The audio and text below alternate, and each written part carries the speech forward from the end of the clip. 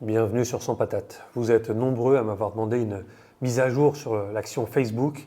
Dans cette vidéo, je vais vous expliquer pourquoi je pense que le marché surréagit très largement aux difficultés que rencontre Facebook actuellement et pourquoi je vais commencer à dégainer sur Facebook, à moyenner à la baisse de façon agressive. Je suis pour l'instant avec une position cash et or importante et j'attendais justement des replis significatifs de marché avec des décorrélations entre les fondamentaux et les cours boursiers et je pense que Facebook est dans ce cas. En l'espace d'un an, entre septembre 2021 et octobre 2022, le cours Facebook a chuté de 75%. Le titre tutoyait les 400, il avait atteint les 376 dollars et le cours vaut actuellement 100 dollars. 100 dollars, c'est un montant qui avait été atteint en 2015, à une époque où l'entreprise générait beaucoup moins de richesses. Et on est de nouveau, 7 ans après, sur cette marque des 100 dollars, alors que la génération de cash est bien plus importante.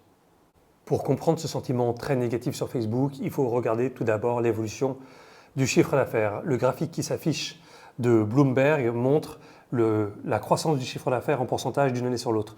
Entre 2011 et 2012, on était sur des taux de croissance de plus de 100%. Le chiffre d'affaires doublait chaque année. Il s'est stabilisé sur un taux de croissance entre 20 et 40% pendant une décennie. En 2021, il était encore en croissance. Et on voit tout à droite les bâtons rouges 2022, c'est-à-dire que Facebook a un chiffre d'affaires qui n'est plus en croissance et ça, le marché le sanctionne très sévèrement. Compte tenu de la taille de Facebook, il faut se poser la question, est-ce que c'est si grave si sur un ou deux trimestres, Facebook n'est plus en croissance au niveau de son chiffre d'affaires? Je vous propose tout de suite de plonger dans leur publication pour regarder l'évolution du chiffre d'affaires trimestre par trimestre. Et on regarde tout à droite le chiffre d'affaires, la ligne total revenu pour le Q3 2022, on est à 27 milliards contre 28,8 milliards le trimestre précédent, 27,9 au Q1. Au Q4 2021, on avait un chiffre d'affaires record de 33 milliards et 29 milliards au Q3 2021. On voit donc qu'on a en effet un ralentissement. C'est-à-dire qu'on est sur 27 milliards, c'est un peu moins que les 28 ou 29 ou 30 milliards des trimestres précédents. Mais il ne faut pas perdre de vue qu'on rentre dans une période de stagflation, pour ne pas dire récession, ça j'y reviendrai un peu plus tard, et un chiffre d'affaires de 27 milliards, ce n'est pas un effondrement du chiffre d'affaires, c'est un léger repli par rapport au trimestre précédent, mais ce qu'on voit, c'est que l'activité est loin de se tarir complètement. Facebook reste une machine à cash, au moins quand on regarde le chiffre d'affaires. Le déclin est plus marqué au niveau du revenu opérationnel. Le tableau en bas indique le total income from operation. Si on regarde le Q3 2022, le chiffre jaune, 9,4 milliards, c'est le revenu de la publicité sur la family of apps, en deçà des trimestres précédents. Et Reality Labs affiche une perte de 3,7 milliards parce qu'ils augmentent les coûts, que ce soit les investissements ou les coûts de fonctionnement. Et donc la perte s'accentue. Au final, on a un income from operation de 5,7 milliards, en deçà significativement des trimestres précédents. Alors, il y a plusieurs commentaires à faire.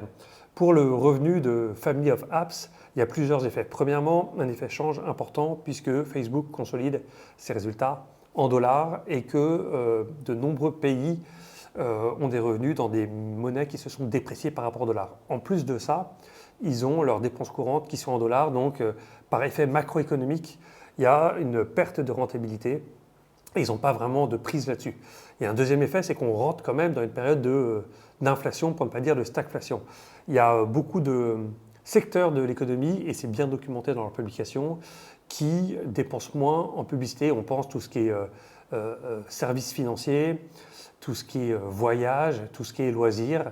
Et donc, par pur effet d'inflation ou de récession, il y a des secteurs qui sont touchés. C'est un peu ce qu'on voit sur la publication de Google. Quand Google a de moindres revenus publicitaires, c'est qu'on entre dans une phase certainement de récession. C'est un signal faible très intéressant. C'est très facile à comprendre. Si les ménages dépensent beaucoup plus pour se chauffer et se nourrir, ils auront moins de revenus pour leurs loisirs. Donc les budgets publicitaires diminuent. On a donc un tout petit peu moins de chiffre d'affaires, moins de résultats pour des raisons essentiellement macroéconomiques et parce qu'il y a plus de coûts sur la partie Reality Labs, le métaverse. Et troisième effet qui explique le scepticisme et le peu d'engouement des investisseurs pour Facebook en ce moment, c'est le niveau des investissements. On voit sur le graphique qui s'affiche qu'au Q3 2022 par rapport au Q3 2021, les investissements ont plus que doublé, passant de 4,5 milliards à 9,5 milliards. Et en cumul à fin septembre, on est à près de 22 milliards contre 13 milliards l'an passé. On devrait se rapprocher des 30 milliards sur l'année. Des investissements importants, ce n'est pas forcément une mauvaise chose, c'est même plutôt une bonne chose si ces investissements génèrent du cash dans les années qui viennent. Ce que nous dit le cours de bourse, c'est que les investisseurs et les marchés ne croient pas au projet de métaverse tel que présenté actuellement par l'entreprise. Au sein de Facebook, les initiés doivent savoir si le projet est sur une bonne voie ou pas. Mais en tout cas, les investisseurs sont très sceptiques sur la rentabilité de ces investissements et le font savoir en vendant agressivement le titre.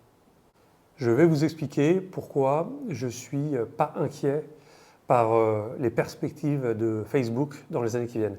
La première raison, c'est que je regarde le Family Daily Active People, c'est-à-dire le nombre de personnes qui se connectent chaque jour sur une des applications de Facebook, que ce soit Instagram, Facebook ou les autres réseaux, ou WhatsApp, ou Messenger, bon, ils en ont plusieurs.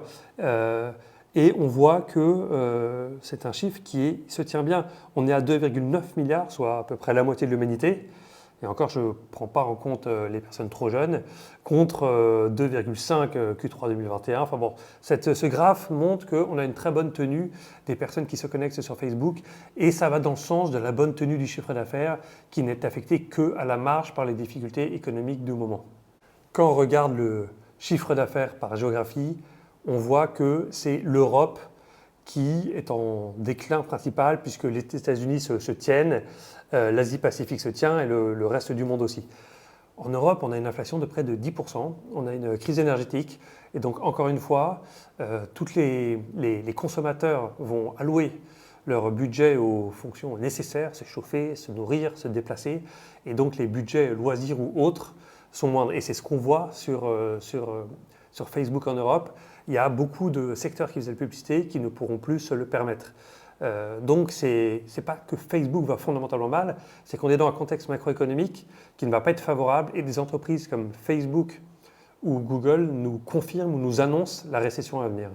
Pour comprendre l'ampleur de la surréaction du marché, il faut regarder les chiffres dans la durée. On avait un chiffre d'affaires de 27 milliards en 2016 et on devrait avoir un chiffre d'affaires en fin d'année de 112 milliards. En 2016, le titre s'est changé au-deçà des 100 dollars et là, on est tout juste sur les 100 dollars alors que le chiffre d'affaires a fait x5. Donc on a une décorrélation complète entre le chiffre d'affaires et le cours de bourse. En plus, le nombre d'actions a tendance à diminuer parce qu'ils font des buybacks. On a une décorrélation complète entre le chiffre d'affaires et le cours de bourse. On a un chiffre d'affaires qui a fait x4 et le cours de bourse est plus bas qu'en 2016. En prenant l'hypothèse que le Q4 2022 soit comparable au Q3 2022, Facebook devrait avoir un cash flow opérationnel de 45,6 milliards fin 2022, en léger repli par rapport à 2021, mais largement supérieur à toutes les années précédentes. On a un cours, encore une fois, qui est inférieur à celui de 2016, année où le cash flow opérationnel était de 16 milliards. Donc on est x3 sur le cash flow opérationnel et un cours inférieur à 2016. Le price to cash flow actuel de Facebook est de 5,9 alors qu'il s'établit normalement entre 15 et 20. Facebook continue de générer beaucoup de cash, 46 milliards, on le voit certainement pour 2022, et l'entreprise vaut à peu près 250 milliards. La question que se doivent se poser les investisseurs, c'est est-ce que Facebook va décliner structurellement? Est-ce que son chiffre d'affaires est parti pour une tendance baissière de long terme? Est-ce que son bilan va décliner? Pour récapituler, on a un nombre d'utilisateurs qui est très stable, 3 milliards de personnes se connectent chaque jour sur les applications de Facebook. 3 milliards, c'est juste la moitié de l'humanité, donc il n'y a pas tant de potentiel de croissance que ça. On a donc le chiffre d'affaires est relativement stable, la rentabilité diminue essentiellement parce qu'on est dans un contexte macroéconomique qui n'est pas favorable. Il y a un effet change, il y a un effet inflation et il y a un effet récession. Quand il y a beaucoup d'inflation et quand on a des doutes sur l'activité, les budgets publicitaires diminuent et Facebook, exactement comme Google, vit grâce à la publicité.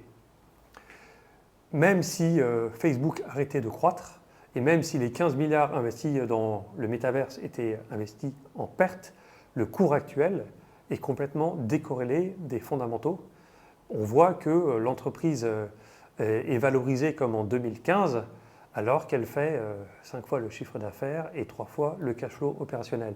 Donc à moins d'être vraiment très pessimiste, et il y a certainement des arguments pour, sur le futur de Facebook, c'est-à-dire dès demain, plus personne ne se connecte sur Instagram, plus personne n'use WhatsApp, plus personne n'use Facebook, la plateforme. Enfin, je ne sais pas qui utilise Facebook, la plateforme, je ne trouve pas ça très sympathique comme expérience, mais toujours est-il que dans la communication financière, il détaille, et je crois que c'était 1,9 milliard de personnes qui se connectent quotidiennement.